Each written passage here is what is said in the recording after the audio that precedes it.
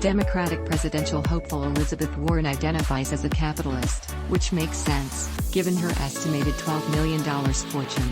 She and her husband, Bruce Mann, both longtime law professors, hold much of their wealth in retirement accounts.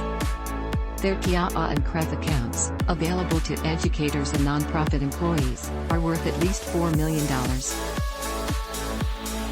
They also own 2 homes, a $3 million Victorian in Cambridge, Massachusetts, and an $800,000 condo in Washington, D.C. Warren, who represents Massachusetts in the Senate, grew up poor in Oklahoma, as the youngest of 4. Her father was a maintenance man, and her mother worked as a minimum wage employee at Sears. Warren got a debate scholarship to attend George Washington University but dropped out at 19 to marry her first husband, Jim Warren.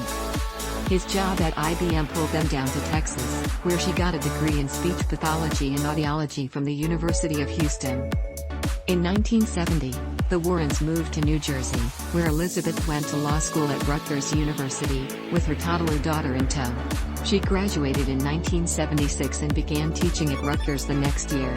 Over the next 20 years, she worked at 5 more universities, ultimately ending up at Harvard in 1995. Warren didn't spend all her time in the lecture hall.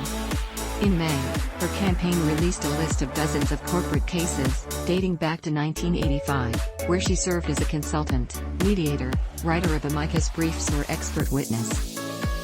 She also published books on bankruptcy law and the middle class throughout the 1990s and 2000s.